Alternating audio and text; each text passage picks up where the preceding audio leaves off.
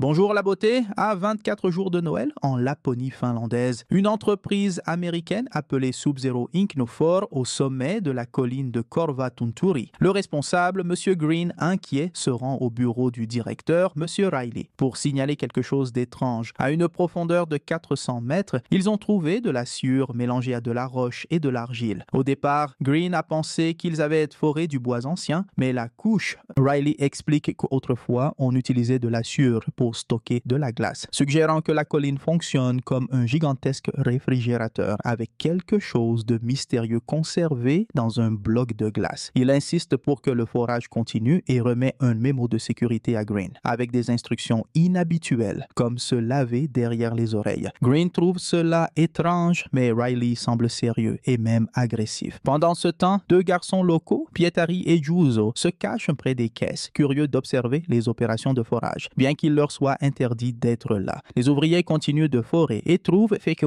effectivement un bloc de glace sous la sciure. Green remet un morceau de glace à Riley qui observe la découverte avec enthousiasme. Le directeur annonce que son rêve d'enfance est sur le point de se réaliser. Il explique que Korvatunturi est la plus grande colline du monde, construite par le peuple de Laponie au fil des siècles. Désormais, ils ont 24 jours pour ouvrir la colline et ils autorisent même l'utilisation de dynamite pour accélérer le processus. Juzo traduit pour Pietari que la colline sera dynamitée. Les garçons effrayés descendent rapidement de la montagne et quittent la zone interdite par un trou qu'ils ont fait dans la clôture. Pietari, le plus jeune, croit que le Père Noël est enterré dans la montagne, mais il hésite car il apparaît chaque année. Juzo rit et affirme que le Père Noël n'existe pas et qu'à Noël, les enfants sont visités par un homme local appelé Piiparinen. À ce moment-là, une explosion se produit au sommet de Korvatunturi et les garçons regardent la montagne stupéfaits. Le soir, Pietari trouve plusieurs livres sur le Père Noël chez lui et commence à les lire. Les illustrations montrent le Père Noël comme une créature maléfique avec des cornes et un bâton à la main. Les livres décrivent qu'il marche pieds nus dans la neige, punit les enfants désobéissants et les cuisine même dans un chaudron. Avec le temps, Noël approche et il ne reste qu'un jour. Le lendemain matin, le père de Pietari, Rauno, aiguise des pieux en bois et les place dans un trou profond, qu'il recouvre de branches de pin et de neige. Il suspend un appât au-dessus du trou, créant un piège à loup près de la cour. Après avoir préparé le piège, Rauno appelle Pietari pour le réveiller. La chambre du garçon est remplie de livres sur le Père Noël. Il a passé la nuit éveillé, assis à la fenêtre, trop effrayé pour dormir, mais il s'est finalement assoupi à l'aube. Le cri de son père et une boule de neige frappant la fenêtre le réveille soudainement. Effrayé, Pietari se lève, regrettant d'avoir dormi et de s'être rendu vulnérable au redoutable Père Noël. Le garçon colle alors la dernière fenêtre du calendrier de l'Avent pour éviter de l'ouvrir. L'enfant a peur de Noël. En observant par la fenêtre, il remarque des empreintes de pas nus sur le toit de la véranda. Cela effraie Pietari qui veut parler à son père. Rauno travaille à l'abattoir et le garçon hésite à entrer. Finalement, il ferme les yeux et se décide. Il demande à son père s'il a marché sur le toit, mais Rauno le nie. Il ordonne à Pietari d'arrêter d'imaginer des choses et de s'habiller, car ils vont bientôt s'occuper des rennes. Le garçon comprend que c'est le Père Noël qui marchait sur le toit et l'observait. Bientôt, la famille rejoint d'autres éleveurs de rennes. Rauno donne à son fils une arme chargée pour la première fois et s'approche de l'enclos. Juuso est également présent. Pietari pense à raconter qu'il a vu le Père Noël marcher sous sa fenêtre pendant la nuit, mais il renonce. Un éleveur nommé Piiparinen commente que les explosions dans la montagne ont peut-être effrayé les loups et tout le monde doit être prudent pendant le pâturage. Les adultes ignorent ce qui se passe réellement à Korvatunturi. Les rennes commencent à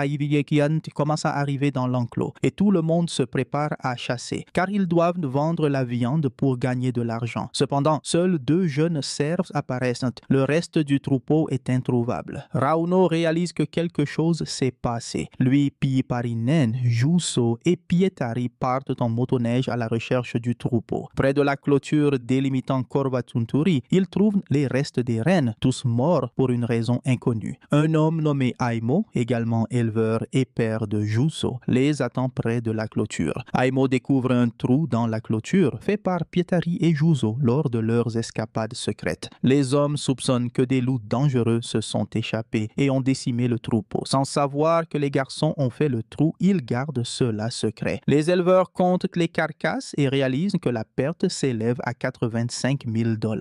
C'est une somme énorme et les éleveurs risquent de faire faillite. Pietari examine l'un des rennes et remarque une empreinte de pieds nus. Il comprend que c'est le Père Noël affamé qui a tué le troupeau. Furieux, Rauno et ses amis décident d'envahir la zone clôturée et de confronter les représentants de l'entreprise de forage. La nuit, ils atteignent le sommet de la montagne armée et envahissent le bureau, mais ils ne trouvent personne. Il est clair que tout le monde a fui précipitamment. Pietari trouve un diagramme sur le mur montrant l'emplacement de la sépulture à l'intérieur de la montagne. Il comprend que les ouvriers ont déterré le Père Noël. Les autres se rassemblent autour d'un immense trou et restent perplexes devant ce qui a été fait là. Rauno lance une fusée éclairante au fond du trou, mais ils ne peuvent rien voir. Le groupe décide de rentrer chez lui. Frustré, Rauno se met à rôtir de la viande pour le dîner de Noël, tandis que Pietari agrafe la dernière fenêtre du calendrier de l'Avent. Juuso, chez lui, ne comprend pas l'inquiétude de son ami. Pietari enfile une armure de hockey pour se protéger du Père Noël et montre à Juuso des dessins des livres qui dépeignent le Père Noël sous une forme démoniaque. Il montre également le diagramme qu'il a pris au bureau de la montagne. Les livres racontent qu'il y a longtemps, le peuple de Laponie en avait assez du terrible Père Noël et a décidé de s'en débarrasser. Ils l'ont attiré dans un lac qui s'est effondré sous lui. Lorsque le lac a complètement gelé, le Père Noël s'est retrouvé piégé dans la glace. Les habitants ont ensuite retiré ce gigantesque bloc de glace et l'ont enterré sous un amas de pierres, qui a ensuite été appelé Korvatunturi. Juuso rit de cette histoire, mais Pietari comprend le danger et envisage de parler à son père du trou dans la clôture. Juuso s'y oppose, craignant que leurs parents ne leur pardonnent pas. Il rentre chez lui et Pietari descend à la cuisine de son père. Rauno donne à son fils des biscuits au gingembre et du lait, allume des bougies, mais il ne semble pas d'humeur festive. Pietari complimente les biscuits, disant qu'ils sont comme ceux de sa mère, décédée il y a des années. Le souvenir n'améliore pas l'humeur de Rauno. Pietari demande s'il a été un bon garçon et si son père serait triste s'il disparaissait. Rauno, sans répondre, l'envoie au lit en lui souhaitant un joyeux Noël. Cette nuit-là, Pietari ne prévoit pas de dormir. Il s'assoit près de la fenêtre avec un trousseau de clés à la main. S'il s'endort, les clés tomberont au sol, faisant du bruit et le réveillant. Pourtant, il finit par s'endormir, laissant tomber les clés. Avant cela, quelque chose d'étrange se passe à Korvatunturi.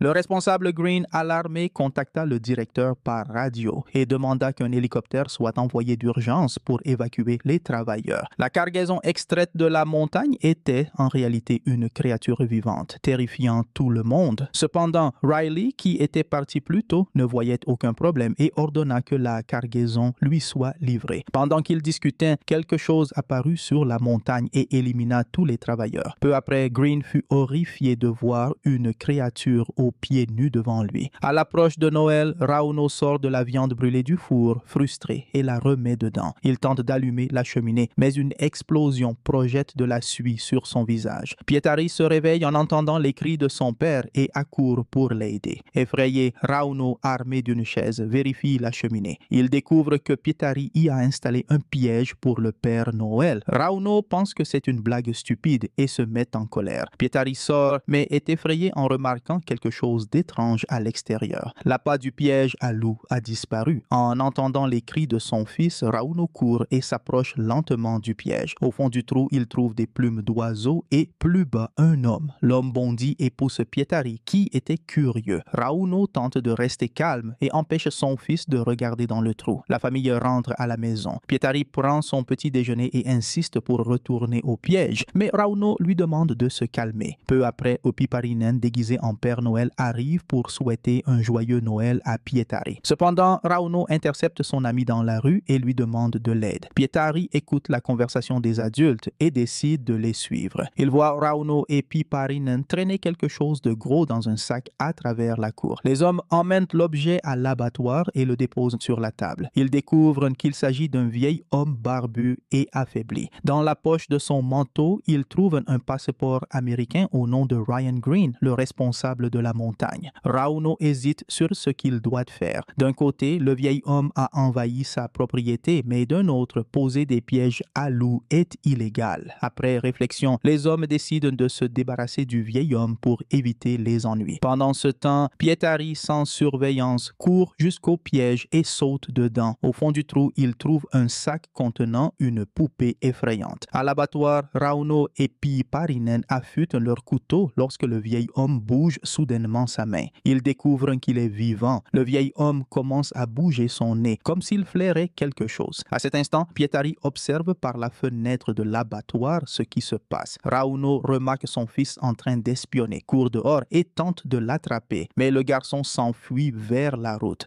Rauno prend la voiture et suit Pietari. Sur la route, il aperçoit la voiture du shérif et Pietari qui y monte. Rauno peste et poursuit la police, qui s'arrête chez Aimo. Tout le monde sort des voitures et le shérif commande que des choses étranges se produisent toute la journée. Rauno, la tête basse, dit que lui et Pietari vont bien. À ce moment, Aimo arrive et conduit tout le monde à la grange. Il montre plusieurs sacs de pommes de terre volées. Pour une raison inconnue, les pommes de terre ont été retirées des sacs. Le shérif informe que des poêles et des chauffages ont été volés dans presque toutes les maisons pendant la nuit. Même le sèche-cheveux de la femme d'Aimo a été emporté. Aimo soupçonne que les représentants de l'entreprise américaines ont volé ces objets pour fabriquer une sorte de technologie. Rauno pense à partir avec Pietari, mais le garçon se dirige vers la chambre de Juuso. Pensant que son ami dort, il s'approche du lit et découvre sous la couverture une poupée effrayante semblable à celle du piège. Pietari prend la poupée, court dehors et prévient les hommes que Juuso a été enlevé. Le shérif pense que Juuso est sorti voir une fille. Les autres hommes ne s'inquiètent pas pour Juuso. Le shérif part et Rauno demande à Aimo d'aller à l'abattoir parler avec le vieil homme en anglais. Pensant qu'il s'agit d'un employé de l'entreprise américaine, Aimo est le seul du village à parler anglais. Pendant ce temps, Piiparinen s'occupe du vieil homme et mange un biscuit de Noël. Le vieil homme flaire le biscuit et commence à émettre des sons étranges. Piiparinen le provoque, mais le vieil homme bondit violemment sur lui. Rauno, Pietari et Aimo arrivent à l'abattoir. Piiparinen les accueille à la porte, un foulard couvrant son oreille mordue. Pietari entre dans la maison et les hommes examinent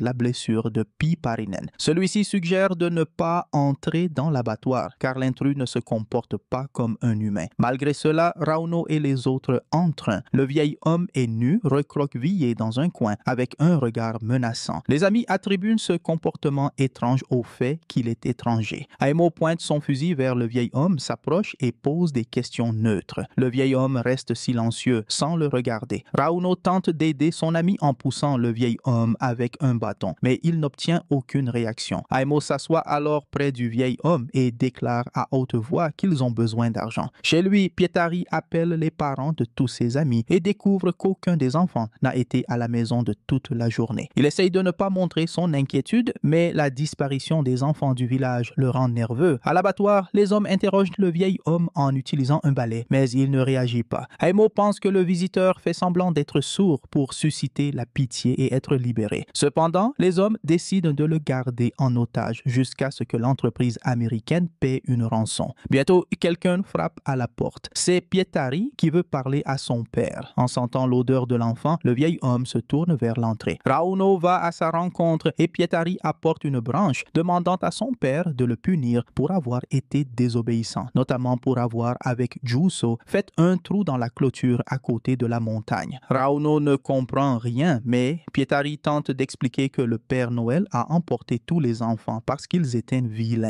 La conversation est interrompue par Piiparinen qui appelle Rauno à l'abattoir. Le vieil homme, apparemment fou, a rongé le balai. Tous reculent horrifiés, mais Pietari entre dans la pièce. En le voyant, le vieil homme se lève. Rauno saisit son fils et l'approche du vieil homme. Pietari explique que cet homme est le Père Noël maléfique venu kidnapper les enfants. Finalement, les adultes croient le garçon et comprennent que cet être a été déterré de la montagne Korvatunturi. Le vieil homme se prépare à attaquer, mais il est maîtrisé par les hommes qui l'attachent.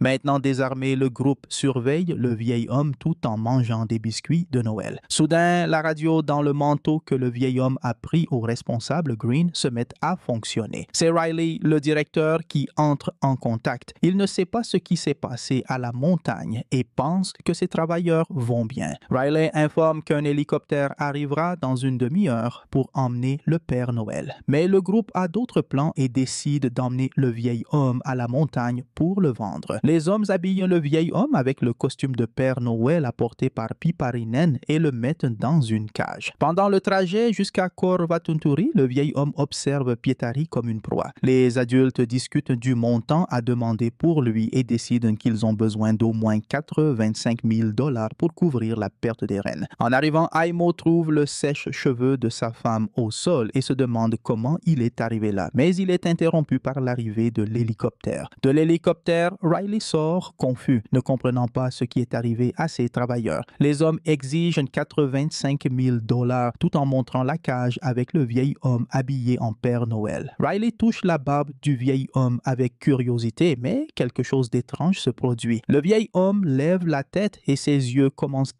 à briller de manière menaçante. Riley, effrayé, demande à tous de baisser leurs armes et de sourire. Il révèle que le vieil homme n'est pas le Père Noël, mais l'un des elfes. Les hommes ne comprennent pas vraiment et continuent de demander l'argent. Soudain, les lumières de la montagne s'éteignent et le pilote de l'hélicoptère disparaît dans un cri. Riley avertit que le Père Noël va maintenant chercher les plus vilains. Entourés d'elfes effrayants et nus, les hommes se préparent à se défendre. Les elfes éliminent Raita et avancent. Pendant le combat, Rauno réalise que Pietari a disparu. En luttant contre les elfes, les hommes courent vers le hangar et trouvent le garçon à l'intérieur. En fermant les portes, ils voient quelque chose de terrifiant. Au centre du hangar se trouve une créature énorme avec des cornes, emprisonnée dans un bloc de glace. C'est le véritable Père Noël. Les elfes ont volé des poêles et des chauffages pour les amener dans la cachette et faire fondre la glace. Bientôt, le monstre sera libéré. À côté du bloc de glace, il y a des sacs d'où proviennent des voix d'enfants. Les elfes les ont rassemblés pour que le Père Noël les punisse à son réveil. Juzo est parmi eux et pleure en entendant la voix de son père. Aimo court vers les sacs et tente de trouver son fils. Pendant ce temps, les elfes commencent à forcer la porte de l'extérieur. Piiparinen et Rauno débranchent les poêles et les chauffages, puis tentent de bloquer l'entrée du hangar avec ses appareils. Aimo trouve Juzo et le prend dans ses bras. À ce moment, le bloc de glace se fissure, mais le Père Noël ne peut pas encore en sortir. Piiparinen crie, terrifié, disant que personne ne sortira vivant de là. Les autres s'agitent et paniquent.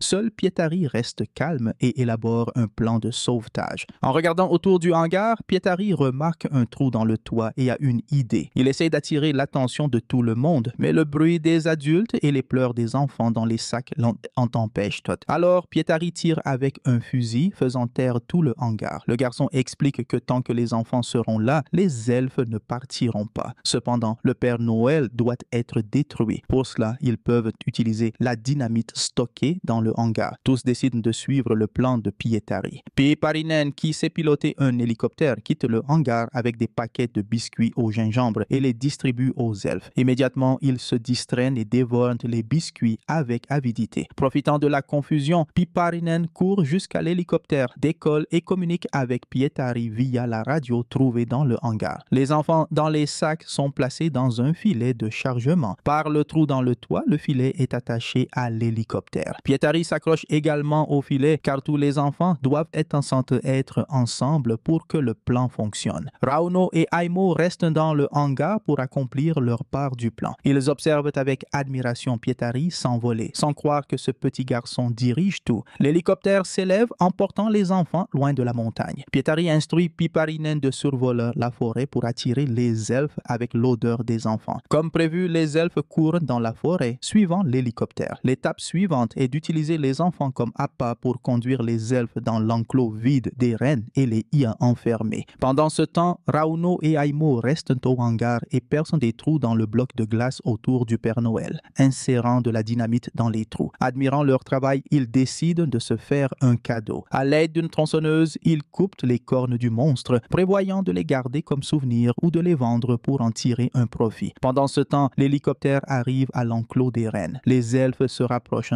mais un problème surgit. Les portes de l'enclos sont fermées. N'ayant pas le temps de modifier le plan, Pietari décide de descendre et d'ouvrir les portes. En raison du filet suspendu, Piiparinen ne peut pas atterrir pour récupérer Pietari après. De plus, les elfes pourraient le blesser à l'intérieur de l'enclos. Malgré tout, Pietari décide de se sacrifier. Ignorant les arguments de Piiparinen, il saute du filet, descend par un poteau et ouvre la porte lourde pour les elfes. Ils sont tout proches. Pietari active l'électricité de l'enclos, électrifiant la clôture pour empêcher les elfes de s'échapper. Ensuite, il demande à Piiparinen de raconter à Rauno son exploit et se prépare à affronter les elfes. Les créatures furieuses courent vers Pietari. Terrifié, le garçon ferme les yeux et pense à son père. En même temps, Rauno et Aimo montent dans la voiture et s'éloignent du hangar où se trouve le Père Noël. À une distance sécurisée, Rauno appuie sur le bouton du détonateur, faisant exploser le bâtiment. Le hangar et le monstre à cornes sont réduits en morceaux. Rauno, abasourdi, regarde l'explosion et se félicite pour Noël. À l'enclos, Pietari ouvre les yeux et réalise que les elfes ne l'attaqueront pas.